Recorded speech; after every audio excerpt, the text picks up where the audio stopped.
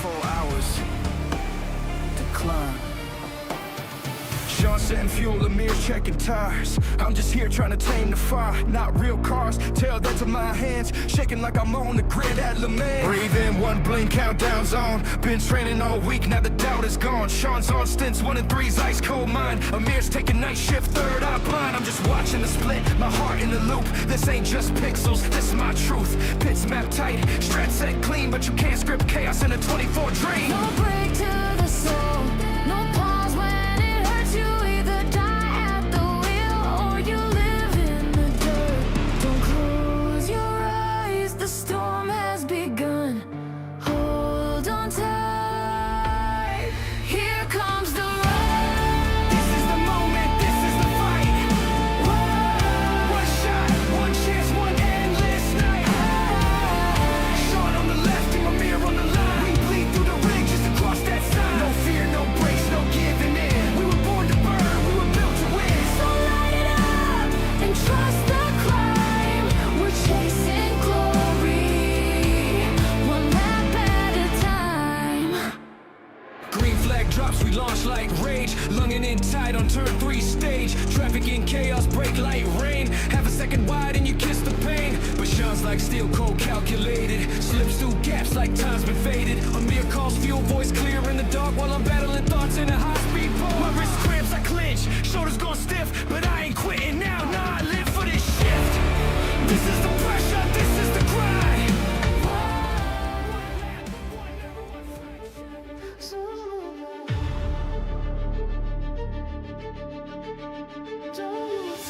One shot, one road, one chance. Yo, this wheel's my weapon, this chair's my stage. Shaun's at the wheel and Ameer's uncaged. We don't sleep, we reload, refocus. Every lap's truth, every corner's opus. Pit crew blood, adrenaline drip. Reset my soul with every grip. Don't need fame, don't want fake cheers. I race through fire, I face my fears. Don't you break when the silence grows. Don't you blink when the red light goes. You better lose yourself in the light of the zone. One chance to rise, one line to own. The ring, the rush, the world you know. You only get one shot, so bring it, oh bring it home. Can't pause this pain, can't mute my name. I don't play for fun, I race through flame. Disconnected, now I'm mind dialed in. While they scroll feeds, I go for the win. This ain't fake, this ain't pretend. It's me plus my brothers, lap to the end. Got fuel in my blood, I burn through doubt. And if I crash, I'll crawl it out. Don't let go, let the engine cry. Even ghosts can learn to fly. You better lose yourself in the moment alone. Every lap you run carves you in stone. One crew, one fight, one path unknown. You only get one shot, so bring it home, bring it home. They won't see the sweat inside your soul, but this is your road, your rig, your control. So light it up, don't fade away. This is your legacy, this is your race. You better lose yourself in the rhythm and roar. This is your fire, you are so much more. Shaun and Ameer, we were born to drive. We don't just race, we come alive. So light the night and claim your throne. You only get one shot, so bring it home, oh bring it home.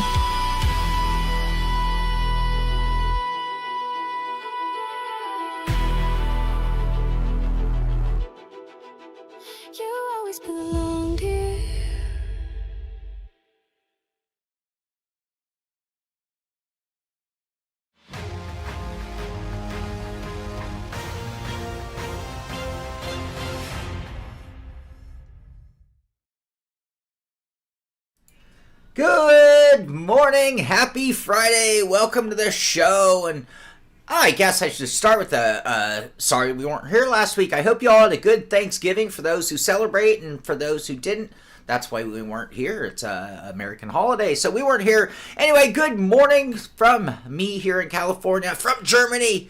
We've got Ameer Assad. How you doing? I'm doing good, man. It's been a good week. I have some boxes. I don't know if people can see back there. Just yeah. Boxes. Gonna have some fun. So gonna have some fun over the next couple of weeks as I rearrange the entire sim room all over again. Yeah. Other than that, then we finished our league. Did pretty well in that. Yeah. It's good. It's good times, man. It's all good. I'm enjoying, again, I think I mentioned this a few weeks ago, but I'm enjoying the winter vibe. So you can see I'm actually in a long sleeve shirt, which means when I get in my rig and I put on just a pair of sweatpants and a short sleeve shirt, it's just comfortable to be in my cockpit. And anyway, I'm getting into the groove. I feel like I'm getting my racing groove back on. I'd been out of it through summer, doing a lot of motorcycling and other stuff. And now that we're switching into winter, I'm like really getting back into the sim racing groove, and I'm loving it. So that's good for me.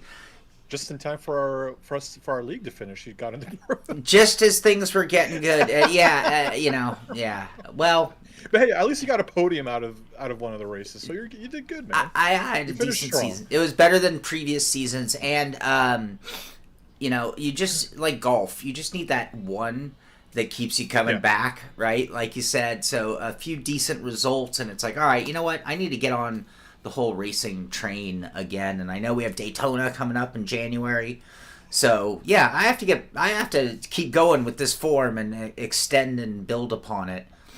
So, you've had a busy week here at the show with a bit, yeah. Yeah, you had your Pimax Crystal. And you had the Beyond Sim Racing, the Goat Locker guys. Yes. Interview. Hi, Max. Oh yeah. It's gonna be a little while, buddy. Sorry. Oh man, I had a blast talking to those guys. Yeah. It was a fun interview. I hope we can get them back on again, because it was pretty cool talking to them about their mission, what their mission is, and what they do. I guess since we're already on the topic, I'll get right into it. So yeah, it's an interview. I talked to Patrick and I talked to Andy from Goat Locker Sim Racing. They run a sim racing community that is for veterans and first responders. So essentially, they offer an avenue for people, for military vets and first responders to find a positive outlet, because they generally they tend to go through a lot more stressors, which could cause negative effects on them. So this gives them a positive way of being able to get doing something. And just recently they actually ended up becoming a charity, to where now they help military veterans and first responders. They help them get into sim racing. They help give them equipment to continue on that positive path. So it was really cool to chat with them and learn about everything they did do. They got races almost every single night. They got race leagues too. It kind of makes me sad that I'm here in Europe and I'm not in the States, so I can't really race with them. But because they're a good group of people. I've been in their Discord for a while, and just seeing the amount of support, the amount of help that is being done in that Discord. There is a lot of, let's say, cheeky banner going on in there, because as military we don't. We tend to have a twisted sense of humor. Yeah. But no, seeing the amount of support that they give the people there too is tremendous. So, if you are, if you're a military vet or a first responder, former police, former EMT, and you need a positive place to hang out, check them out. They're at goatlocker.org. That way you can find similar group of people that have been through the same things that can kind of help you through, especially during this time, man. This time is really rough on a lot of people too. We're getting to that winter phase, holidays, the stressors of the holidays, maybe being far away from your family, being by yourself. Again, this is a good way to find a positive place to help you get over the winter blues, if you want to say it that way. Well said. Well said. Now, I saw a comment. Andres put a comment on the video saying 2 minutes, 10 seconds, the arrogance. And I saw the comment and I thought, oh my God, what did he say? Or who? And what did... And so I looked it up. And the claim, and this was great. So the claim was made that Indianapolis, Indy 500, Indianapolis Motor Speedway is I don't remember the exact wording, but the pinnacle of motorsports. Let's just say, right, the number one capital. Yeah. There you go. And so that was an arrogant comment coming from somebody in Europe, and I thought, okay, now to be fair for our European viewers, Americans absolutely perceive Indianapolis Motorsport as the pinnacle. If you grew up in America, it was the number one pushed, number one covered motorsport event of the year, hands down. Now, with that said, I think it's just, again, very American-centric. So my question to you Europeans, and you're in an interesting spot, Ameer. What is the true pinnacle? Because I do not agree that Indianapolis is, because the American market is just too small. And when we're talking about something more global scale. So what is the true pinnacle, the true point of motorsport? What is it? Yeah. It's a fair question, and I think you're going to get different answers depending on where you are in the world. I think it's just more of seeing, like, because you have such iconic tracks. In America you have, say arguably the two most iconic tracks are what? Indianapolis and Daytona, right? Those are like the big spectacles of the year, with Daytona 500, the Indianapolis 500, the 24 Hours of Daytona. F1 races were held at Indianapolis, but then like you go to Italy, for example, you have Monza. Like that's not just like an F1 race weekend. That is a festival. That is like the whole place just completely shuts down just for Formula One. Or Deadman mentions Le Mans. Same thing. Le Mans, for the entire 2 weeks, that place is all shut down and just dedicated solely for Le Mans. Or in Belgium, you got Spa. In Germany, you got Nürburgring. Australia, you've got Bathurst. So it's kind of, I think it really depends on where you are in the world. Where you feel like you think, your country has the mecca of motorsport racing. So yeah. All right. Now here's the thing. Yeah. I agree 100%. And all those tracks you named are super duper duper iconic. Monaco. There's so many that you could actually throw, right? Is that severing opinion what then leaves or defaults Indy into being the supreme pinnacle of motorsport? I'm just saying, I like, because all those groups have severed into camps, and so many people would argue for those, each track individually deserving so. But then you have like Indy, which is just like, people come from Formula One to run Indy. I'd say Americans would go to run Formula One. They just aren't good enough. No. Oh, did he say that? I mean, when was the last great American driver? Andretti. That was about it. Yeah. And well, yeah. Oh, Andretti. I'm sorry. I forgot. I forgot about Scott Speed. Yeah. All right. You also, I got to keep the show moving along, because anybody who knows what's going on in my world right now knows that my dog has become a little bit of a difficult problem and struggle for me. So I have to keep this show moving along, cool, because for some reason my timing seems to be very wrong with my dog right now. So all right, you also have the Pimax Crystal Super Settings Guide, which I love that you did this video, Ameer. It's not always just about, hey, here's something new, it costs $1,000, buy it. It's also about how do we get the most out of our gear. And I love that you took the time to just like, not just for like iRacing too. Like, of course, like if I had done this right, it would have been like, oh, here's all my settings for iRacing. But you were all in iRacing, AMS2, Yeah. LMU, Raceroom. So cool video. Yeah, thanks, man.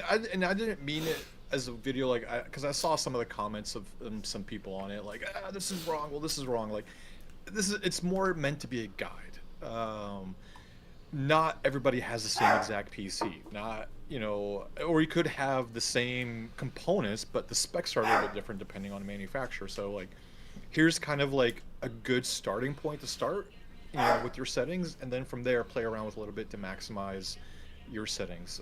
I mean, it's just like with any other kind of like graphical device you use between like ultra wide, triples, or however, you have to have I don't think a lot of people probably don't know how to have like a good basis to start from and work from there. So like use this as kind of like a basis guide, and then play around with it to get the settings that make you feel happy. Because I've seen some people where, I mean, there was some people that are running 5080s or 5090s, and they can't even get 90 FPS. They have to drop down to 72 FPS. So again, it really depends. Yeah, just use it as a basis. If you got a Primax Crystal or Crystal Light or Crystal Super, just use it as a basis, and then just play around with the settings a little bit to make it feel good enough for you. There you go. Yeah. All right. Do I need to get closer to the mic? Is that what it is? No, I turned you up a little bit. I think I got you a little louder. I don't think it was off by much. We'll see. All right. I don't know if you guys hear my dog. This is really troubling me. All right. iRacing. You gonna say hi to everybody? Nah, You gotta say hi to everybody. Oh yeah, let's do some highs. You sound so sad about it. No, my dog's traumatizing me. I can't tell you guys how rough the last week. Like I'm still adjusting to this new version of my dog, and it's really it's causing me some problems. Yeah. Anyway, okay. Yeah, let's do some good mornings. Yeah. So we got Doug Hawley. Hello, buddy. Callum, PS4 Deadman. He's here. Who else we got? We got Alesh Mom. Hello. I'm sorry, guys, if I say your display name incorrectly, because YouTube's not giving me the display name. It's giving me your YouTube @ signal. So if if I'm not saying your name correctly, please let me know. But I think next one up is Christian Clark. Hi, Christian Clark and Genera. We got Hyperion Racing here. Caractus, Sam Hinchy. We've got David Payne. Hello. We've got Joe Antonio, our Fall of 25 Road League winner. Oops, that was a spoiler alert. We've got 1966 GT40. I'm sorry, that's what YouTube is telling me. I don't know who you really are. And then we got Jesse Fox. Hi, Jesse. Doug, sorry it hurts to race. That sucks. Amir, can you talk for 5 minutes? Should I put I gotta take him out right now. I'm sorry. Oh, everybody. I don't know what to talk about. You take questions and answers, or I could run the 5-minute timer and we take a 5-minute break. I have like a number. This dog is like. Then you're. I'm sorry, everybody. I tried. Sorry, everybody. No, you're good. We'll run. I'll figure something out, man. Okay. We'll sit here and chat for a bit. Okay. And then you take care, Max. I'll tell you what. Why don't I put it on the Assetto Corsa update, and you can start talking without much entertainment. Okay. I mean, there's okay. I'll be as fast as I can. I'm sorry, everybody. Sorry. All right, let's go, buddy. Let's go. Go. Hyperion Racing. Go. Soonish. I don't think so. I think the next race I'm going to be going to. Oh gosh, I can't remember if it's going to be the DTM race at Nürburgring or if it's going to be the 6 hours of WEC at Spa just yet. I'm not entirely sure yet. But yeah, for sure, we will be at Sim Gaming Expo. We got to talk about that too, because George just came out with some big news on the next iterations of Sim Gaming Expo. Jesse, what is going on with all these new so-called sims? It's like we're going backwards. Yeah. Yeah, and that's what disappoints me. So as we're talking about this, so Assetto Corsa just released their newest update. They released it with the new Nordschleife. We've got different configurations of it. You've got new cars, so you've got the Ferrari F1 car, you've got the Toyota Supra, and I mean, honestly, like it's still, I haven't, I tried it for a little bit. I didn't get too much time to try it because I was trying to work on the interview, and I'd be honest, I'm kind of let down by it because we were promised open world Nordschleife, not just being able to get on the track, but also being able to drive around the whole area back in June. And here we are in December, and we still haven't, all we get is the actual track itself and nothing else. So it's a little frustrating. Like, I think the track itself is great. It is probably, I think, arguably is probably the best Nürburgring track in any of the sims that are out there right now. But of course, that's going to be it because it's the most up-to-date track, right? So anytime you do any updates, it's going to reflect. It's going to reflect because I'm pretty sure Nürburgring sells the scans to the companies. The companies don't go and scan it. So one, it makes it a lot easier for the companies to take that stuff. So you can always have the most up-to-date track, just depending on when you get the scans from the Nürburgring. But yeah, it's just upsetting. Like, I want to be able to drive the roads that I normally drive to get to Nürburgring. I want to be able to go like, oh, hey, I can start from, I can start from this village and drive over to the Nürburgring. I could go and drive past Black Falcon, the Manti. I drive by the Aston Martin Performance Center, do a couple loops there, or spot where like some of the restaurants are. Like, oh yeah, I've ate there, and then be able to get on the track. Kind of like, you go on the track, you wave your card, and then you get on the track. But it's been 6 months and we still don't have it yet. Yeah, so to me, it's a little disappointing with this update that we've been waiting for 6 months and we still don't have anything yet. And that's true, Joa. That's true. They do need to fix some of the fundamental stuff that is wrong with ACI. I'm not disagreeing. I'm just going off of more of the point of that we were promised open world Nürburgring back in June, and it's been 6 months now, and we still haven't gotten anything yet. And that's the frustrating part for me. And then, like, when we jump into Project Motor Racing, and I'll admit, I have not tried it since the last couple updates. I just haven't had the time to, but it was so disappointing, to try it out. And, like, I Am Bell promised us the best AI, the best physics, the best here, the best this. And we get such mediocrity at launch, and it was just... And I hear people's comments like, I'm not living in a bubble. I see people like, well, you need to set up the FFB. You need to make sure this is set up. Well, okay, cool. I'll set up the FFB and make sure I've got my FFB working the way it's intended to work. But even with the FFB, like it's okay. There's nothing that makes it special and makes it stand out from the rest of the crowd out there. The AI is still terrible. It acts like you don't even exist in real life. So it's this game, the PMR should have been released as an open or early access or beta at a much cheaper cost. And that's why, instead of being a full release, and that's why I think a lot of the reviewers went full out on it, because we were promised so much and we got literally nothing of what was promised at release, and they're considering this a full release, not an open beta, not a early access or early release, whatever you want to call it.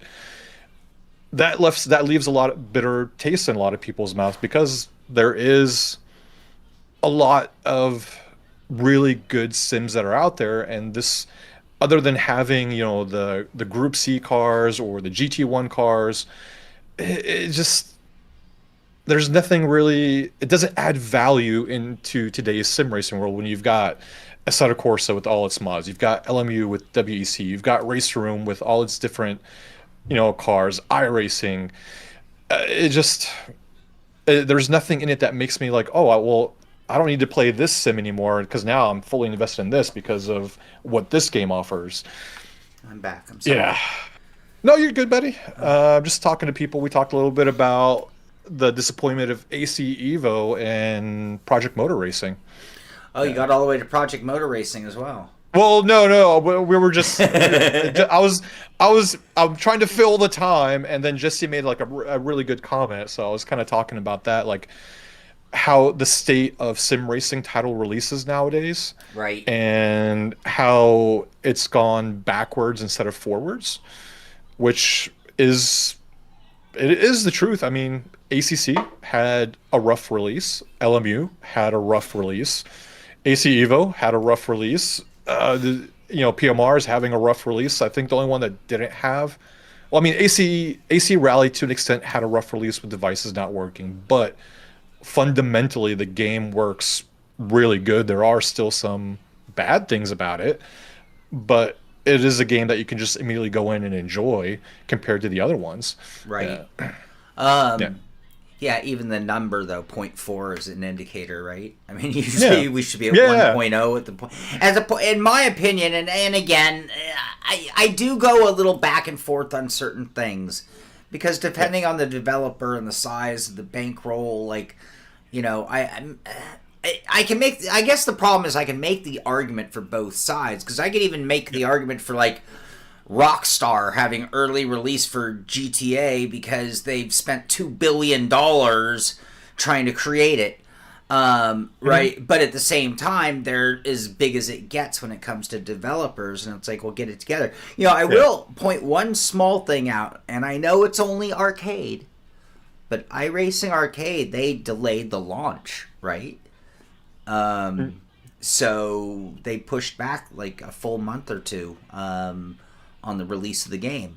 So I just sort of feel like, hey, well, that's hopefully a good indication of what's to come. I know we're just talking about iRacing Arcade, but again, it'd be nice. You know, the problem for me is, and I know a lot of people have done this with Project Motor Racing. Yeah. They bought it on day one. Mm-hmm. They played it for 19 hours. Mm-hmm. And they said, yeah, not for me. And they returned it. Okay? And then the odds of them buying it again are so decreased, I feel. You know? Like, if I've already installed it, returned the game, and uninstalled it, it's going to take a lot for me to redo that process. Yeah. Yeah, I mean, I would agree. Like, it's, I mean, because game development can go both ways, right? It could go either good or bad. So, like, if the game's already bad, you know, are you gonna wait the 6 months and maybe try it again? But if it gets even worse, like, should, you know, I don't know, like, because I was telling them, like, if they released Project Motor Racing as an early access or as a beta, you know, at a cheaper cost, I think the negativity online would have been exponentially less than what people are saying now, because, you know, it's being billed as a full release and it had all these problems. So, you know, like, what, you know, you didn't hear a lot of people giving AC Rally is a good example. No one's giving a lot of AC Rally a lot of shtick, because it's early access. Like, it has problems. You know, the braking feels a little off. Some FFB feels off on certain parts. It doesn't support all devices. But at least, you know, going into it, it's an early access or a beta, and it's going to get worked on. Whereas this is a full release. Like, okay, it's a full release. Like, now is the company still dictated to continue updating the game because it's a full release, or could they just go, all right, now we're going to move on to our next project because Ian Bell's done that before, right? Yeah. Yeah. He did that with Project Cars 1. You know, within a year, barely even a year, they already moved on to Project Cars 2, and then 2 years, you know, a year and a half later, they moved on to Project Cars 3. So, yeah, it's the history, I guess, that really makes it worse for them more than the issues with the game. Right. Yeah. Mm-hmm. I seem to have shut the dog up, so I'm just crossing my fingers that worked out, by the way. Sorry, I'm still a little distracted. I'm still a little PTSD here. Yeah, Joe says 150 people playing PMR right now, 5,500 people playing AC Evo. Yeah. What would other approaches? So let's think back. Like, so I know. Here's what I think would be a great approach to this is if you're going to be early access, I think you have to like really make sure to kind of control the audience to an extent. Like, you know, to like not mass promote, like it has to be a little kind of cloak and dagger so that it's only certain enthusiasts who are even doing it. I think that's part one. I think part two, I think you have to give a really true discounted rate. So I like when we've seen like tiers. It's like if you get in on early access A, it's going to be $5. You get in on early access B because you just wait for it to come along a little more. It's going to be $10. You know, and then finally full release is going to be $60 or whatever. The other is, I think if I was going to allow people into early access with known problems or flaws, I think that I would be so in your face up front about knowing our flaws. So that you know when you're playing this $5 early access that we know the force feedback's still messed up. We know the graphics aren't optimized. We, you know, and maybe that's part of the startup screen. You are playing an early access version of this title in case you forgot, right? And these are some of the main known issues being worked on right now as we speak, as you play. And I think that would be I think that would be a much better approach. Because, again, early investors, that concept, right? Yeah, you're getting in early. It's costing you less. You're getting less. But in the end, you're going to be privy to so much more. The other thing I wonder about is, what about early access really only being teaser versions of the game? So whether it's be like the arcade inside iRacing Arcade where they just gave you one car, one track, right, kind of thing.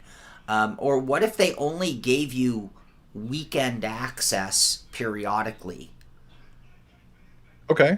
In order to, again, we're not trying to let you in on the real game. We're not there yet. But as an early investor, early access, you know, instead of it just being out there, because I feel like some of these games don't, like, early access is such a common wording now that to me it's like a lot of people might even think this way. I look at an early access title outside of sim racing where I don't know the companies as well, and I'm like, oh, you mean a game that might not ever see the light of day? So I'm paying a cheap price for a game that might already be done in development as far as I know. Right. And so yeah, it's become a weird badge that doesn't necessarily, at some point in time it was awesome, and I think it's been so diluted now that it's really lost its distinction. And again, I look at Project Motor Racing, I just feel like well, early access versus coming out with a good product is another whole topic in its own. I mean, I was kind of thinking about this too, like, you know, with most games nowadays, a lot of games nowadays, unless it's like a triple A title, a lot of them come out with early access or beta access, right? Like, this kind of fairly a newish thing in the gaming world. I mean, it's been around for a while, but it's starting to become a common thing nowadays. Like, and it's fairly new to becoming a common thing. And I kind of think about it now because game developers, man, like, they used to have beta testers that would test the games beforehand and everything, make sure they write down the bugs, give it to coders to fix and everything. I mean, they were on the payroll, right? And all of a sudden we've seen that shift to where now we're the beta testers. And I'm trying to maybe see what the reason is. I know the reason is, I mean, cost, right? It's always going to be about cost. It's cheaper to use gamers as beta testers than keeping beta testers in-house. But then think about it now, but coding nowadays is so much more complex than game coding, let's say 20 years ago, that maybe you could have 5, 6, 7 beta testers, but now with how complex games are, you would need 100 beta testers. I'm just throwing out numbers here. So is it more worthwhile for companies just to use gamers as beta testers? But then, like you were saying, I kind of like that idea. I kind of like the idea of, let's say, we're using LMU as an example. all right, this week we're only going to test the GT3 cars on these tracks. We're going to have online races. All right, people, if you're a part of it, provide us your feedback. Let us know what's going on. All right, in 2 weeks, we're going to do LMP3s, and we're going to do it during the night with rain, blah, blah. All right, gather all that information for the coders to work on, and then like kind of phase it that way. I kind of like think that's a pretty good approach. You're not giving everybody the full, gamut of things to go around and get bored and just shelf it. And you're still keeping people invested. It's like, oh, this week I get to try these cars, or oh, this week I get to try this feature. Well, yeah, I love that. No, it's similar to what I was saying, because in a way, what they're doing is they're keeping their early access invested community involved in the development. So they actually feel like, if you're like really, really invested in LMU's success. And I think this is where we're a little different than other gamers, and I could be wrong, but I'm going to say this. I think some of us in sim racing are just so diehard for our industry, so diehard for certain sims, that like we're vested in them and their development getting to where it could be. And LMU is such a great example. You've got just such great bones, right? And the making for what can be one of the greatest sims. I mean, arguably is a great sim. I'm not arguing that, but could be one of the greatest sims ever made, right? It just needs a little bit more refinement, a little bit more development. And in this case, they're working with and getting community input and development work on things that are critical, like multiplayer, driver swaps, endurance races, the heart and soul of hardcore sim racing, really. Yeah, and I'm just looking at some people's comments. You do, and that's the thing, that quality control. People, and it's not just in the gaming world; it's in everything. Quality control across the board has gone to crap when it comes to cars, when it comes to electronics, when it comes to home building, when it comes to everything. Quality control has just gone to utter crap.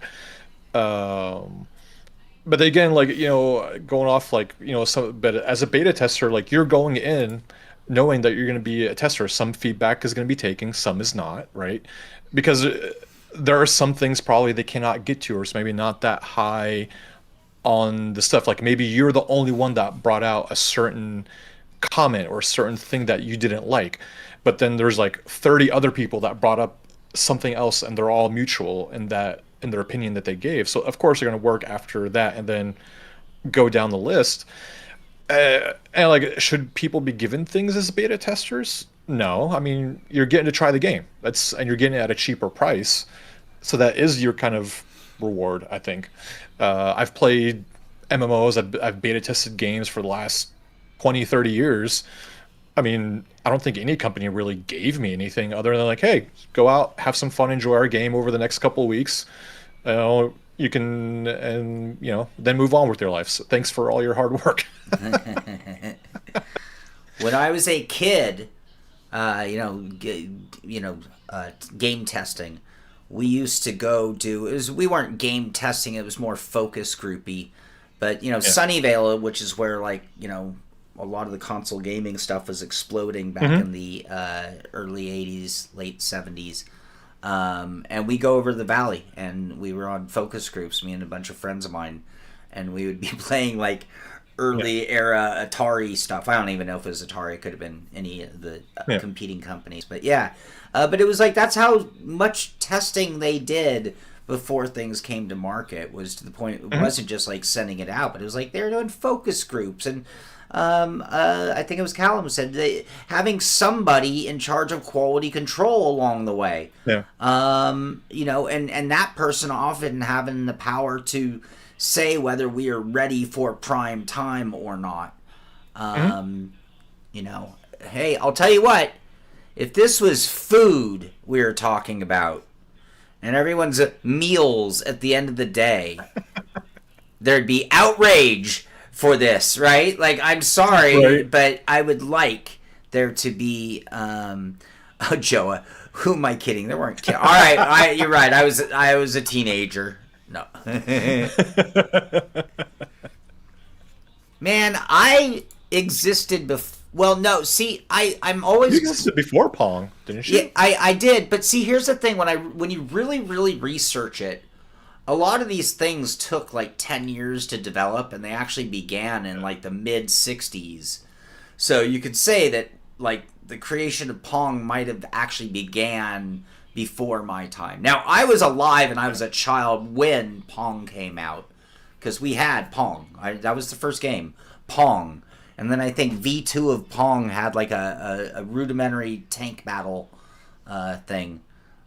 This is the beginning of beginning. Yeah. I was lucky in that I had friends who were very in the tech industry. So I had a friend who worked for like the university, and he had like one of the early modems when you'd take the phone and put it in the cradle. Yeah. And we would be able to play some really early versions of like basic games like checkers and things like that.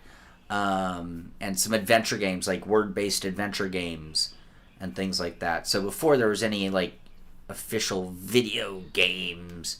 So no, I was right there at the creation. I was at the creation. That's what I said. You were there to see the first Dino. Yep. Again, I've said it. My first video games were like air hockey, skee ball, that nickel, hit the ball with a wooden bat arcade game. Yeah. Horse racing games where they're like random. You just watch. You didn't even take part. You just watched, right? All right. Did you cover anything with the? Yeah, we talked about the EA's early release. That, I mean, it's cool. Yeah, they released the new Formula One car. They released the new Toyota car. They released Nordschleife, but they only released the circuit and not the open world version of Nords, which they were Right. promised us back in June. Yeah, but I mean, it is right now. It is the most up to date Nords that's out there. So if you're a Nords fan, and you have AC Evo, go out there and have some fun with it. Yeah. Well, and I'm going to be honest, getting back to, and again, running, I love playing the contradiction. I just love walking the fine line, and I think this upsets Anders half the time, because I'll walk back and forth on my same argument many a time. But, all right, I hate early access, right? At the same Right. time, yeah, but what if they could give you Nordschleife with 3 layouts, but they can't give you open world now? Would you Right. rather they wait and not give you the 3 layouts of Nordschleife until they get the open world sorted? Or would you prefer they give you this as a teaser and know that some of those turnoffs you see might turn into roads you can take off down? I want the developers to live up to their promises. That's what I want. Did they promise it in 0.4? Back in June, they Yeah. promised it. All right. Yeah. Well, okay. That's why I'm a little upset. I'm like, it's been 6 months, and I mean, it's cool. I mean, again, they gave us Monza, they gave us Road Atlanta, the Nürburgring GP, Oulton Park. Cool, great. But the one thing a lot of people were waiting on was what you promised back in June. Yeah. Promises made, promises unkept. I want to be able to stop at Devil's Diner, eat a burger, and then jump in my car and go drive on the track. Man, That's what I want to do. That's what I'll be able to do.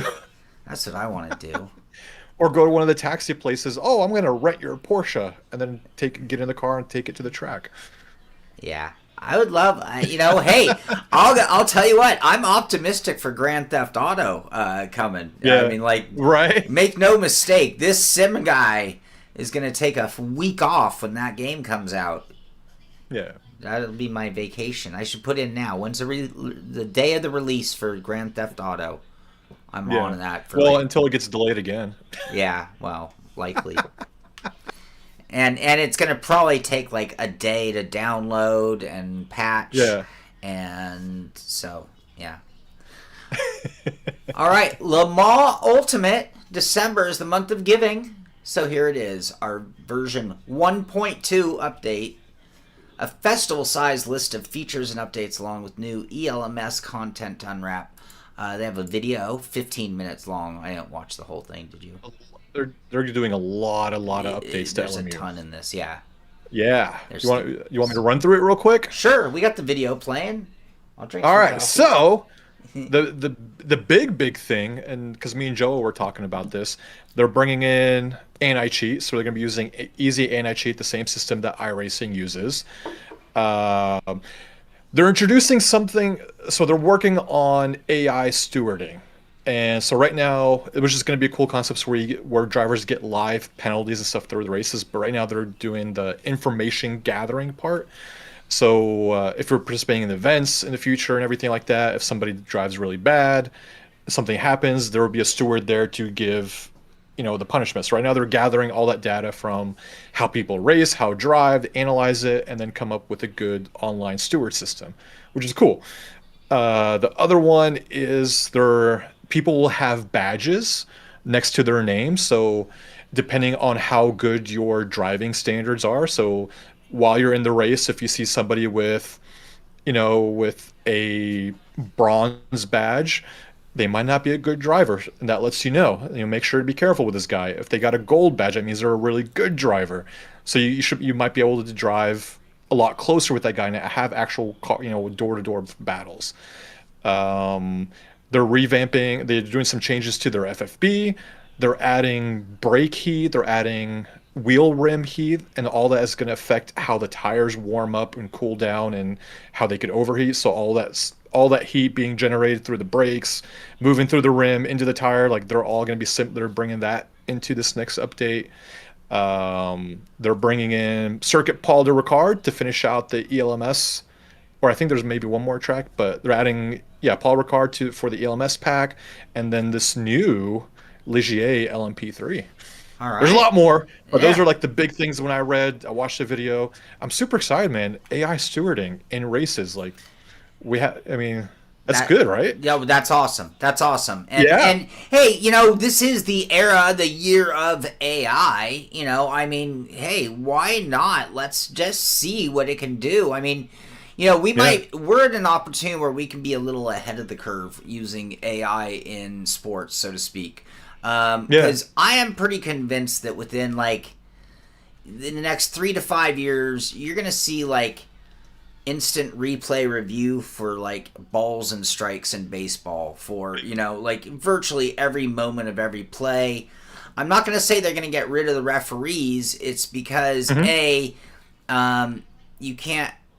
You can't put that level of tech and viewer, people watching over it down at high school level, for example, right? Yeah. So they'll still need referees, and they'll still need somebody to yell at the people. I can't see a bunch of Tesla robots running on the court to enforce the penalties that the AI is calling. But no, I think it's awesome. I think I don't know the full implementation, but I just see where things could go.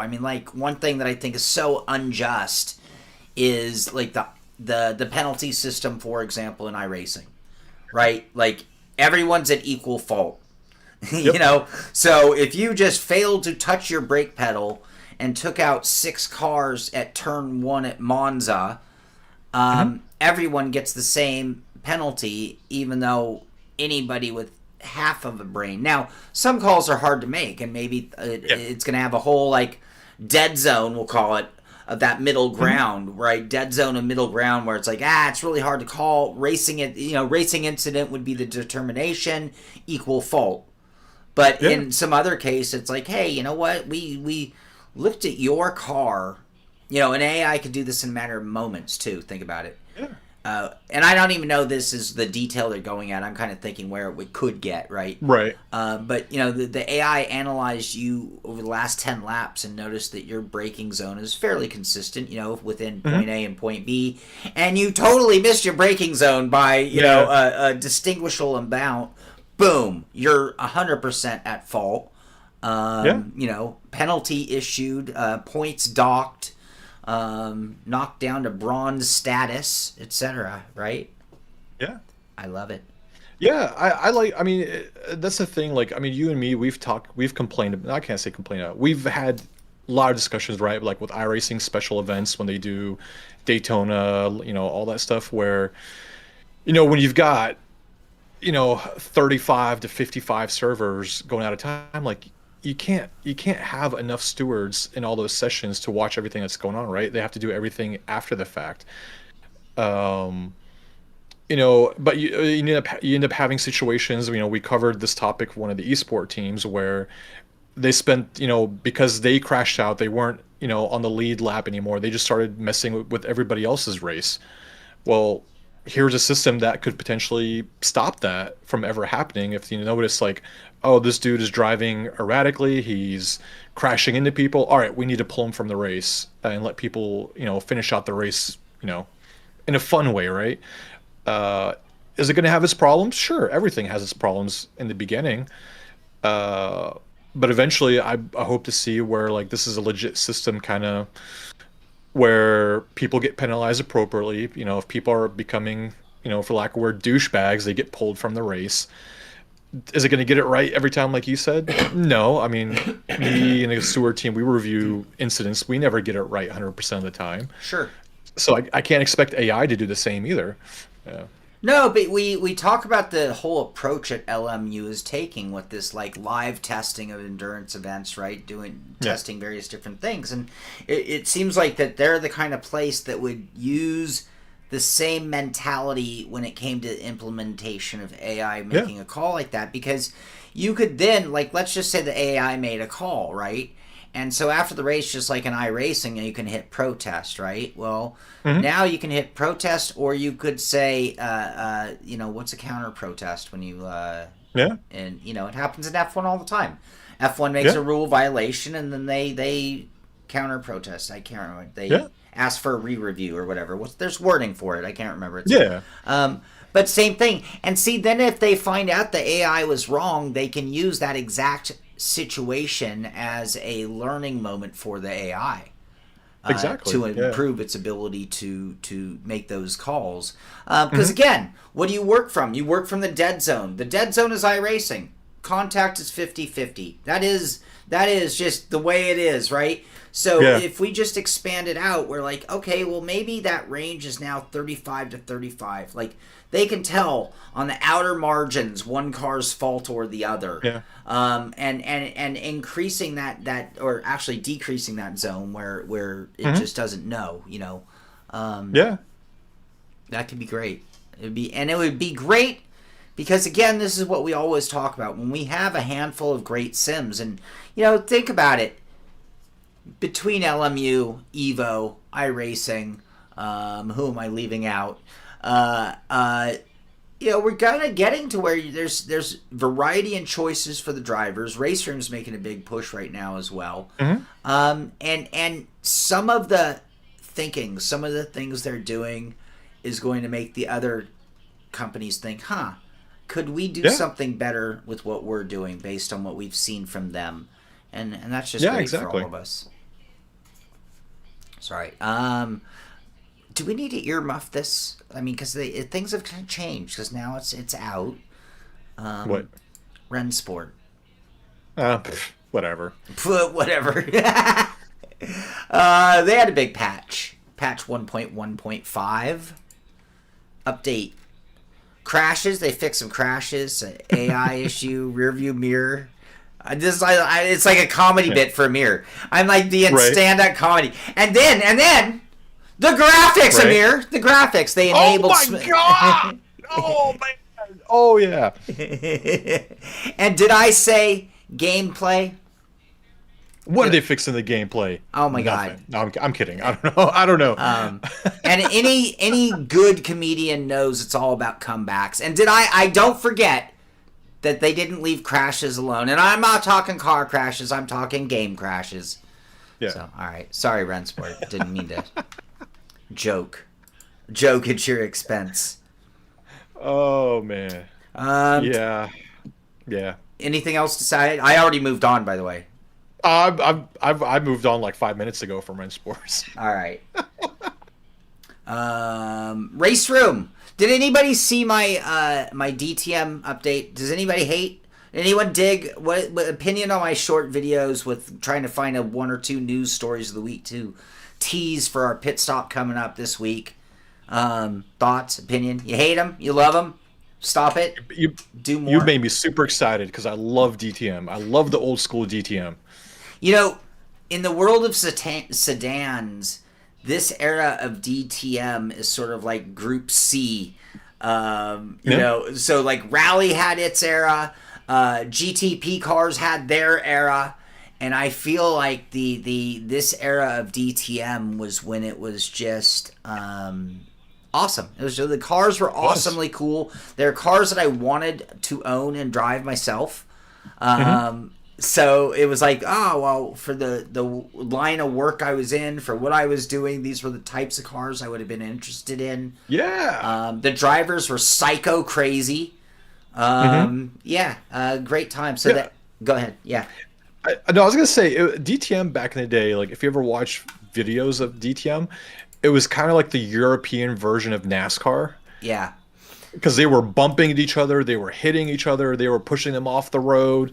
Like it was kind of like like Dale Earnhardt is like, if you ain't rubbing, you're not racing. If you ain't rubbing, you ain't racing. That's how DTM was back in the day. It was so great to watch it. I love that how the racing was back then. It's kind of what like V8 supercars is now, or was a few years ago. I don't know how crazy they are now. I know that So yeah, the E30 and 190 was DTM, not worth your attention. And what was the era? Well, yeah, what was the era that the Alfa Romeo was part of it too? In the 90s. Yeah, that was. I mean. Yeah. Anyway, yeah, I mean, take your pick really in DTM. I guess that's the thing. DTM was sort of like European version of NASCAR on a road course. It was, yeah. In terms of driver, you're seeing it here even in the clips here. So. Yeah, like I love the 90s version of DTM. I love the 2000s, the early 2010s with their prototype style cars because they were still rubbing and racing, but like the cars weren't really cars anymore. They were kind of like F1 cars with a shell around it. But they were so loud, so angry, and they were still bumping and hitting each other like, now the current generation of GT3 cars, I'm not too happy about that, but yeah. Well, the GT3 cars of modern are getting a little fragile. Yeah. So you can't just lean on somebody, for a lap and a half. Someone's just going to break. So yeah, I think that's the thing as the cars get more and more refined. It's like, yes, even though they're full-bodied cars, you can't treat them in that same full-bodied manner that you're accustomed to. So we got the M4 GT3 Evo, making its Raceroom debut. Let's see, online racing pack. What else? There, yeah. Yeah, we probably got to do a full review of Raceroom. We haven't done. We do anything like Raceroom in 20. I guess now it'd be like Raceroom in 2026. Is it worth it? Hell yeah. Hey, maybe through the holiday break we can do something like that where we like pick a different game each day and jump in and like a refresh to Raceroom, a refresh to, well, I mean for me it's been a while since I've gotten in a few things. Yeah, so. Like I'll do Raceroom offline just for fun. But maybe it should be maybe it's time now that to do like a good, because I feel like Raceroom doesn't get the proper love. Agreed. It's not the most graphically pleasant game when you compare it to others, but it's got a great netcode system. The racing is really, really good. You can race door to door in those cars and not fly off into oblivion if you hit somebody like very lightly. And they got nice cars. They got nice tracks, like a huge variety of stuff to go out and have fun. Variety. Yeah, we need to. Yeah. Yeah. These graphics look pretty decent right here. All right. Yeah, I mean they improved it with their new DX update, but I mean still, like when you compare it to like, ACC, AC Evo, LMU, it's still a little behind. But that doesn't bother me any much. Like as long as the racing's good, I don't care what the graphics look like. We get Automobilista. We should do a day at Automobilista. Yeah. All right. Gran Turismo. Volume. I'm gonna turn the volume off. Also on the 4th. So yesterday was like half of the things we've talked about here on updates came out all yesterday. Like, I wonder if like the internet servers were like all clogged because all the sim racers of the world at the same time are clicking update. Anyway, Gran Turismo Spec 3 update 1.65, 2 new courses: Yas Marina Circuit Gilles Villeneuve, and 8 new vehicles, including the Ferrari 296 GT3 and the Espargo F1 and the Panda. Don't forget the Fiat Panda. Oh, the Fiat Panda! I'm so excited. That looks like a kind of car I would have owned if they had put it out in the 80s. Ooh, another version of a Skyline. Welcome to Gran Turismo. All right. Now, the Polestar, though. I just saw that. I love the Polestar. The Polestar. There, I got to see what the Polestar is. Wait. Yeah. Mitsubishi It's an electric FTO. EV. It's an EV car. Yeah. But it's a nice looking electric car. If I bought an electric car, that would be probably the electric car I would buy. The Renault E-Space. E-Spice, they should call it. All right, hold on. I want to see the Polestar. There's the Panda. There it is. They're made by Volvo. Okay. Why did it give me volume again? There we go. It didn't show much of it. All right. How do we set the mood? How do we set the mood for this crazy group we're going to talk about? These crazy guys. BeamNG. I need Imagine being at a college frat house that is just full of PBR and a bunch of doobies, and people are shit-faced and just having a blast listening to EDM techno music. All right, there you go. Put that image in your head, and this is what you get. And then you get, there you go. And then you get beams and nodes, rails and slide nodes. That's a song we wrote, by the way. Beams and nodes, rails and slide nodes. That's our jam. Anyway, so yeah, some crazy new activity out of the guys from BeamNG. And then they got this. This bus did not volunteer for this demonstration. And we're left trying to figure out why a bus is moving at a 90. It has articulating wheels. It is literally going 90 degrees sideways. I think they're placing the bus somewhere. I don't think it's driving. Anyway, and then one other thing. Always check your blind spots before reversing. And then a giant like rock moving dumpster type thing. I don't know what you call one of those. Dump truck. It's a big giant dump truck. Truck, yeah. Yeah. All right. God. Any thoughts on Beam? We need to get into Beam. We need to do a day of Beam. We do. I was in it like a month ago. I had a lot of fun in it. We need to get back into it. Because what's the multiplayer version of it? The one that you, or is there a multiplayer version of BeamNG? I don't know. Yeah, there is. It's a little wonky. Something's going on. Yeah, but we still got to get a convoy put together too for ATS. Yeah, we had the backup sounds. Thank you for that, driver.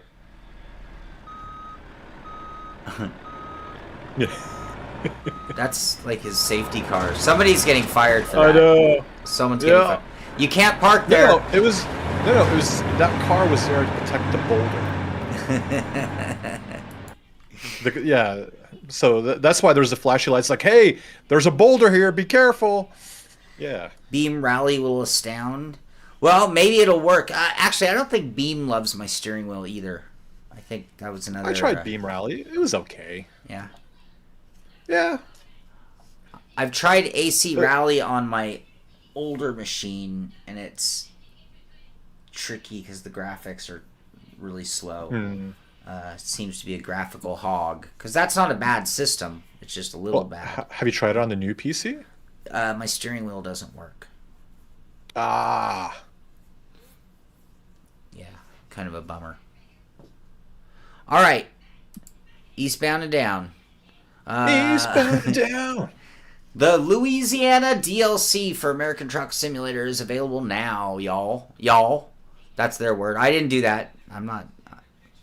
Hit the road and discover 11 detailed cities, bayous, back roads, unique industries, landmarks, bridges, and so much more across the Pelican State.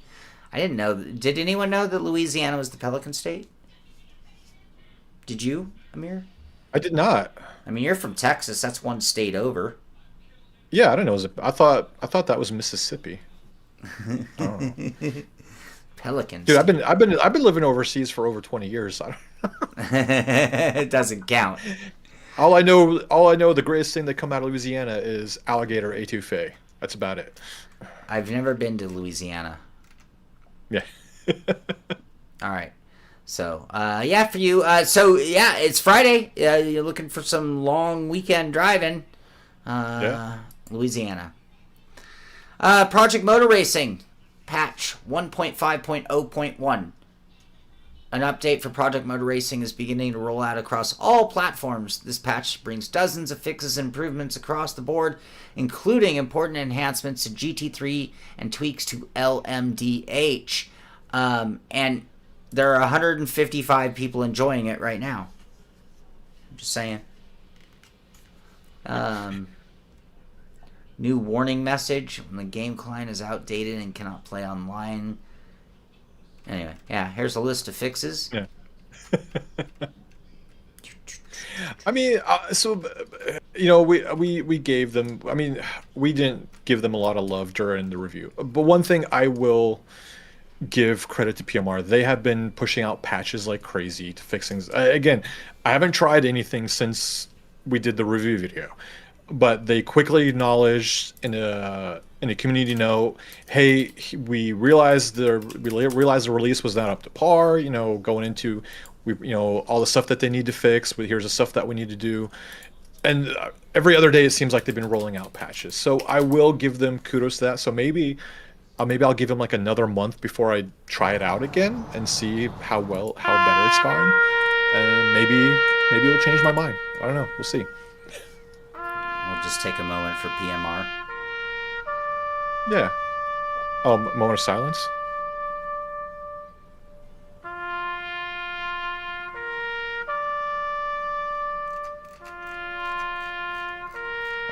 Is that what we're doing? A moment of silence for PMR? Yeah.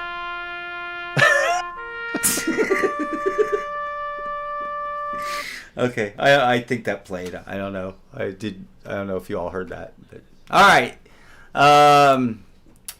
Fanatic.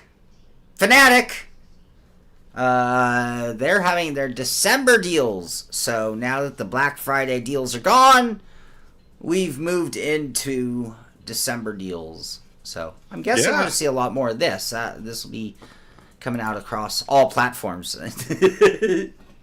That's my way of putting that. Tim almost jumped up and saluted his flag.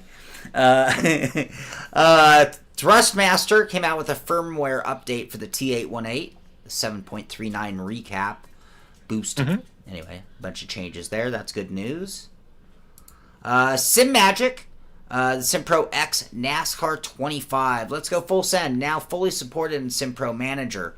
So that's another one of those new games. So there are like games that came out all at the same time. So AC Rally, NASCAR 25, and there was one other one I can't remember all of a sudden. But they're lacking controller support in a lot of cases. So anyway, great to see that SimMagic is jumping on the NASCAR 25. And wow, that takes us to some results. Ooh! I like these graphics. We're 10 rounds in, the final round. Now that it's all over, I really dig these graphics you're doing with the winner shots, the podium shots. Oh, thanks, man. So, big shout out to Oldest Pudiclus, Oldest winning the Long Beach Grand Prix, round 10 in the Simpit Road Racing Series, sponsored by Built PCs, Rick Motec, and Sim Racing for You. Second place was Johnny Alford. Great job.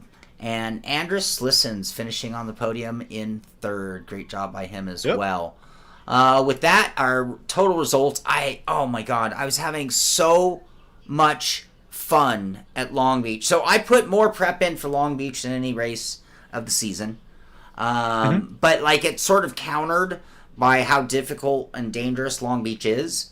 So as much time, like at other tracks, I would have been rewarded more by the extra practice. That extra practice wasn't getting me time as much as the possibility of survival. And I think that's what I was really working on. Like, can I be like consistently like medium fast and like keep it together? There was all kinds of mayhem. Cars flipping in the air on turn 2. Just insanity. Actually, it's turn 4. But it was turn 4. Because I think in turn 3, I'm like, all right, clean start. And I was shocked that we all made it through the fountain without incident. And then coming off of 4 where it's so slippery on cold tires, just things happened. And anyway, I found myself in 3rd place or 4th place. And I was just cruising, and I was pretty sure that I was faster than the guys in 3rd and 2nd. And I'm like, cool, I just got to be cool in the gang right now. And I'm just grooving. I'm trying to get myself into the groove, right? And all of a sudden, my computer locked up. I mean, like, the worst lockup I've ever had. I think it was either my steering wheel or my motion sim, or it could have been a USB overload, because I'm just running way too many things through one powered USB hub. But what was turning out to be a great day at one of my home tracks went just gut-wrenchingly wrong, and just like that. Yeah. So that was my day. How about you? How was your day?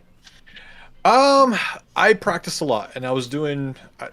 So I came into the race with a penalty, right? During Suzuka, the stewards deemed that I intentionally blocked a driver, which caused an accident. So I had to start the race from the pits. So there we go. That's the start of the race. So me going to Long Beach, but I'm like, all right, the silver lining is I'm probably gonna miss all the drama that's gonna happen on turn 1, the fountain, and the next turn. So we start the race. I start from the pits. By the time I come out of the pits, everybody was like 10 seconds ahead of me. So like, all right, cool. You know, I can bid my time. I can catch up. And I was really quick. I think I finished the practice session in 3rd place, I believe. And yeah, I was doing great. I was catching people, man. I was catching people like a second a lap up to you guys. Like, I'm seeing that time go by. I'm like, yes, all right, I'm doing this. I'm getting there. And by the time I get up into 5th place, I believe. I think it was 5th place. 5th. I can't remember where I exactly finished in the race. And then I kind of had the same thing. I had a screen freeze, and next thing I knew, by the time my computer was back up after I got over the screen freeze, I had a broken wheel. And I got a meatball, and they couldn't repair my car, so I was stuck in the pits. And so at one point I was kind of pissed because, like, all right, I could go in there. I can probably finish second because I was quicker than everybody that was still racing, except for Aldous. Aldous was just flying. And all right, I could potentially finish 2nd place, and here we go. And then I hit the screen freeze, and I ended up finishing where I think I finished. And I was kind of scared for a little bit because at one point you had Aldous, I think it was Aldous, James Dowling, and Andrew Slizen in the top 3. Slizen's needed a 2nd place, I believe, to take 2nd place away from me in the standings. Oh. And so, like, you know, so I'm sitting there, I'm cheering for James. Like, James, do not let Slizen's by. James is a blocking machine. Exactly right. He is a wall. He is a moving wall. It's nearly impossible to pass James Dowling. And unfortunately, well, it kind of ended up working out in my favor. James spun. I was like, oh, crap. And Andrus came through the corner because there's, the walls, blind corners. Slizzens didn't see him, so they crashed into each other. And yeah, Slizzens had he lost his front wing, but luckily Johnny Alford came in, moved up into 2nd. And so I ended up winning the series by like I ended up getting 2nd place by like 3 points, 4 points. I think you've got the graphic. I got it right here. So Joa Antonio, I've been cruising in chat. Oh, okay, you needed to win. winning the Slizens needed to win, sorry. championship. Oh, he needed to win. Okay.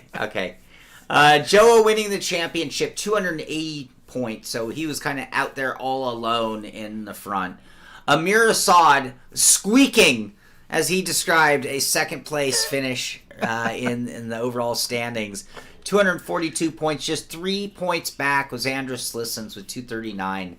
Oldest Putuklis finishing in 4th place overall, and James Dowling having a great season, getting the better of me, finishing in 5th. I'm in 6th. Johnny Alford, Brandon Carl, Joseph Spacek, Kenneth Nickel in 10th.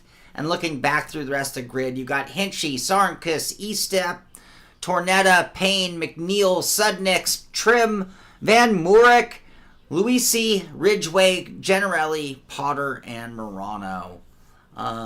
So what's in store for next season, and when do we start? Did you show the top 3 graphic? I showed the top final 3? top yeah, 3? That's how we started. No, the me, Joa, and Slizens. No. Where is that? Oh my gosh, Sean! I'm in the channel right now. It's an announcement section. You don't pay attention to your own Discord, Sean. There's a lot to pay attention to in our Discord. Our Discord is gone. No, I was in the road series. Ah. Oh, look at this graphic. Yeah, that's what I was wanting Look to show. at this. Look at this. Dun dun dun. Oh, I love it. Man, that is the coolest graphic ever. I'm glad you made me go find it. No, I had the season or the event. All right, so here we are once again, our champion, Joe Antonio, number 31, Simtrex Sim Magic sponsored car. Saw that blue and white car kicking ass all season long. Yeah. Finishing in 2nd place, sponsored by the Simpit, Vero Motion, Sim Lab, Sim Racing for You, Built PC, Simute. You bring a lot of sponsors. Dude, you make the big bucks. You make the big bucks. Ameer Assad, number 36, finishing in 2nd. And in 3rd place, 2nd runner-up, Andrus Slissens in the number 99, Kingsman Racing, Racing for John, F Cancer. Is that what I can't see it? It is, yeah. F Cancer. And great job to all 3 of you. Really fun season. I think it was actually a season that I think picked up. Well, for me, I missed the beginning of the season, so what I'm saying is kind of like, duh, Captain Obvious. That's how you approach it. It just kept getting better each race, though, for me in the season. But I felt like I think we had a pretty good turnout all the way through to the end of the season. Yeah. So versus drop off that a lot would normally see. Like I thought we had a good turnout for the last couple of races. And so what's up for next season? Yeah. So next season we're going to be back into the GT3 cars. So we're going to take this iRacing season as a break through the winter. You know, everybody's doing holidays and stuff like that. So to keep up with the iRacing schedule, we'll probably be back with the next league in March. Probably, I think like around 17 March. I think that's when the new iRacing season starts. So we'll be back into the GT3s for that season. And yeah, I want to thank our sponsors. So we had Rikmatech, we had Built PC. If you're in this, if you're looking for a new PC that is built for sim racing, Built PC is a place to go. The great people, and that's why we've accepted them on as our sponsors, because they're huge fans of sim racing and gaming in general. And talking to Bill, the owner of Built PC, like how they build their PCs is just amazing. Like they don't just slap any part onto it. They make sure they give you the best thermal paste, the best cables. They stress test your machine for I think like 72 hours to make sure everything is working. So yeah, if you're looking for a brand new PC, they're the guys to look at. Sim Racing for You, tremendous person. Ariel is a tremendous guy. He's a great guy. He builds great button boxes at affordable prices, and he is sponsoring. He's sponsoring a winner from. We didn't do the. I knew I forgot something. we're supposed to announce the winner of the button box save. All right, we'll do that next week. But he's sponsoring a random winner from our league with a button box of their choosing. So we'll do that next week. We'll present the winner. And because, we're basing off of not who won, but it's going to be who participated in our leagues, who raced at least 8 races. And we'll draw a name from the hat, announce the winner. And then I got to start working on trophy for Joa to send to him too for winning the league. But thanks to all our sponsors. I think we're going to have more sponsors next year, possibly 5 sponsors. We'll see. So hopefully we can start giving out some really good stuff to our league winners from now on. Awesome. I just want to say one thing about that built PC, or my built PC. I know I had a lockup the other day, but again, I'm pretty sure it was the motion sim or the wheel or my USB hub that did it. But people have seen my graphics since I got it, right? So if it's iRacing, they're just amazing graphics at this point. In WRC, we're like one step down from the top graphics on it. One thing I don't mention, or I don't think people are taking into consideration, it's not just the graphics that I'm dealing with. How much I have plugged into that rig when I'm racing is just insane. Because we're talking about a motion sim, we're talking about a steering, we're talking about an active pedal, we're talking about a handbrake, a shifter, we're talking about a high-powered GSI wheel, we're talking about 2 webcams, 2 different microphones, all plugged into one computer, which I never imagined I would be able to do all of that in one computer. It's amazing. And stream simultaneous to race with one computer. I'm still a little blown away that I get to do that, because what it used to take with like 2 computers to do exactly that amount of effort is insanity. So, I am violet, Ameer is purple. I can change if you guys want a different color. I mean, that's not... We can... I mean, my color thing's all out of whack. Like, something's skewed on it, so it doesn't always give me the color it says it's supposed to. You prefer blue? Is that better, people? Would you rather I be blue? Blue is supposed to be like a not an upbeat color, though, right? Blue's... I don't want to use the D word, right? But isn't blue like a D word? Is it? I don't know. And green is like jaundice. I don't want jaundice. No.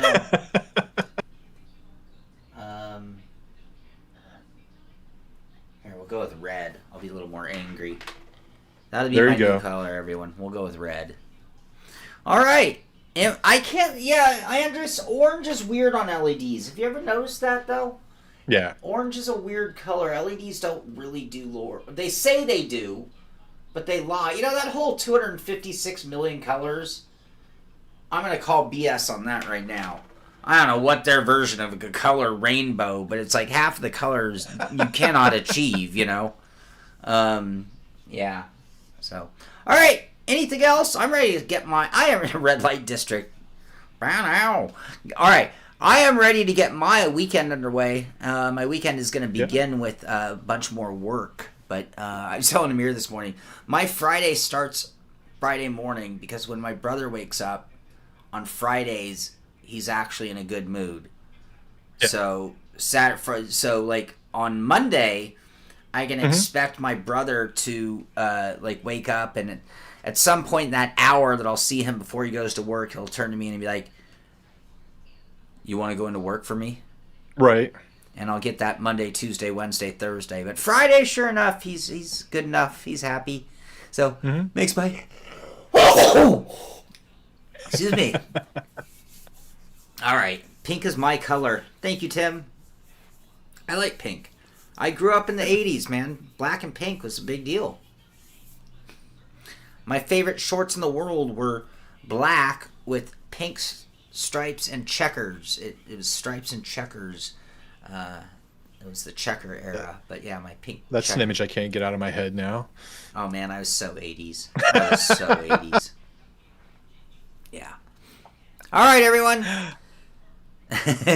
I enjoyed it. I don't even mind it though. You know what? It's not like I'm ashamed. It's like, yeah, I know we were all like pink and teal and wham, and it was a crazy time.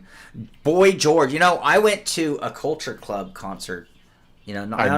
I don't know how many people would say that out loud. But did you go dressed up as a furry? No. Okay. All right, we have a minute. Do we have a minute? I was so lucky as a child. My mom was really into like theater and music, right? Uh-huh. And we moved to Los Angeles. She got a job working for the Pacific Amphitheater doing group sales. This was the year they opened the Pacific Amphitheater. And it was a really big deal because everything from like Neil Diamond to Aerosmith played the opening year. And so I got to see this, like, and so my mom, because she was like kind of a big deal at the place, I got like within the front 10 rows center tickets and either backstage or all access passes to everything that played that entire summer. I think this was like the summer of '84. That was like the best summer of my life. I saw so many cool bands. Yeah. Anyway. So, Culture Club was one of them. Boy George. But I say that like that was a perk of my mom's season. I would have gone to that. I would have paid to go to that concert that year. So, yeah. I'm not ashamed to admit it. I was very into the trendy music of the 80s. Yeah. But I will say this. If I was on the mountain, because I used to ski a lot at that point in time, it was usually like the Police that was my jam on the hill. Like if I was doing, I was so into the Police.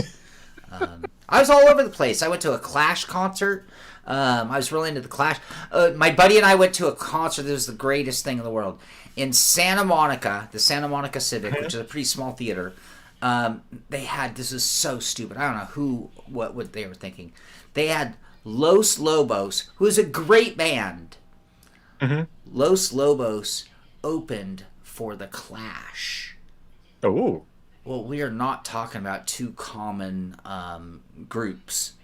So you had a lot of people who came to see Los Lobos because they're a really good band. They're a little unknown at the time because that's why they're opening. And then the Clash, a known like punk rock band. And talk about Clash, the auditorium. Anyway, Los Lobos got booed off the stage, which really sucked because, again, I was all over the music spectrum. So, all right, I don't know why I'm going on and on about this. Talk about a rabbit hole that has nothing to do about racing. No, you're good, man. So you got things going on. I know we got to work on our PXN VD 4-wheel review. That's gonna be a joint review between us. What else are we working on? I've got the Conspit Aries, Apex Aries bundle. So that's the Aries 8 Nm base. It's their 310 GT rim and their CPP Apex pedals, which, you can't call it a budget kit or a starter kit because it's $1,000, but like it's a legit medium tier kit. I can tell you that without even getting but I've been playing with that combo and I've been really enjoying it. I've been playing with the Hussingfeld mag shift and their handbrake and been really enjoying it. And then like you said, the PXN VD4 combo, we've been messing around with that and been pleasantly surprised, I think, is the better wording. The Conspit 1,000 medium tier, you expect a certain level, right? Right. And on the Hussingfeld stuff, of course, you expect nothing but the best. PXN, a $300 starter kit, you got to keep your expectations kind of where they belong. I've been pleasantly surprised by the performance of that kit for the money. Techno. Techno is one thing. I was never much into electronic music and techno. I liked music to be played with instruments. So even some of the bands that I loved through time, I even started dropping off when they started getting to techno. Like, for example, even Rush, one of my favorite bands of all time, but then they even got a little too, like, You would love techno if you had robot ears. If I had robot ears, I'm gonna get robot Somebody legs. should get that reference. Somebody should know that reference. I know robot legs. I don't know robot ears. Somebody should know that reference. Is PXN the new Logitech? No. And the reason why is because they don't do what Logitech does best, which is, and some people argue with me, but I would still say compare them to the rest of the things in the world, quality control and product support. That's where Logitech is worth the money you pay for Logitech, is that you're going to find the documentation, you're going to find the FAQ, you're going to find everything you need. The driver's going to work, they're going to install clean, nothing's going to go wrong, it's all going to be easy to find. And then if you do have a problem, you're dealing with a company that deals with their stuff for the most part. And I'm not saying that PXN doesn't deal with their stuff. That implied something wrong that I didn't mean. But their customer service is going to be harder to find and harder to deal with for sure. Finding documentation for your stuff is more difficult. And I doubt that their QC is quite the same league of Logitech. I mean, I know I bought enough things from Logitech over the years where it's like, their fail rate in my mind, and no one wants to hear it because they make just mediocre meh stuff, right? It's just Logitech. Their cameras, I hate them, but you know what? They all work, and I beat the snot out of them, and they still work. This keyboard is missing keys, and the spacebar I broke in half and had to glue and tape together and put back on. It still friggin' works, you know? Yeah. So that's what I'll say about Logitech. The amount of Logitech stuff I've thrown away because it broke is very small. Most stuff I just got sick of or replaced with something better. Anyway. All right. Any opinions on that? Am I wrong? I mean... I could be wrong. It's okay. No, I agree. Logitech makes... Their hardware is... decent. Again, maybe I hate G-Hub. I freaking hate G-Hub, especially like when I'm using the Logitech camera when I'm doing stuff on the rig. It does not save my settings. I have to constantly go through and put in my settings all over again to make sure the camera looks good and all this other stuff. I think their software support is kind of terrible. The products are okay. I mean, I think the best thing for it is, where'd Shaun go? Oh, I noticed this whole time I've had Andrus covered up, so I don't have a yeah. G-Hub does suck. G-Hub does suck. I don't use it. Yeah. Other than that, no, man. Yeah, we got that work going on. I got potentially one more video coming out. We might have some unboxing videos. You and me both have some unboxing videos to do. And then during the holiday break, I'm gonna be rearranging this whole sim room area so I can start building the new rig that I have back there. Yeah, Tony, Logitech is the Crown Vic of sim gear. Nothing special, but you just can't kill it. That is so true. Yeah. I agree 100%. So. Yeah, that's all I got, man. Yeah. All right, well then let's bring this one to a close. Everyone, get out there, do some sim racing. Have yourselves a great weekend. And be sure to tune in next week. We're going to cover the news and our favorite concerts and anything else we can think of. And maybe even have to take the dog out. He didn't bark. We cured that. Oh, yeah. And thank you all for that, because that would have been... I would have had to make the show like 20 minutes long. I would have been like, okay, I have to go. He's not stopping. And he hasn't barked since. Yeah. Oh, last thing. If you're in our Discord, check our IRL racing. I asked a question there for people who are in our Discord. Let me know what you think. And crap, I thought I had something else. And check the announcements page so you can see this cool image of our Road League champions. Yeah, I forgot. But no, that's it. Yeah, check the IRL section if you're in our Discord. Let me know what you guys think. And that's all I have. Yeah. All right. Spend the 20 on a new keyboard. No. This was a really expensive. They're all metal. They're mechanical. Logitech's mechanical. I love this keyboard. It like weighs enough that it doesn't just fall off of things, right? And I had but actually, you know what? I should replace it. This mouse, I thought I was having an interference problem, but I think I'm having a button problem. So it might be time to get some new gear. All right. All right, maybe I'll do that right now after the show. All right, that's it, everyone. Thank you for tuning in. Thank you for being part of the sim racing conversation. We'll be back next Friday with what's going on in sim racing. And get out there, do some sim racing. Have yourselves a great weekend.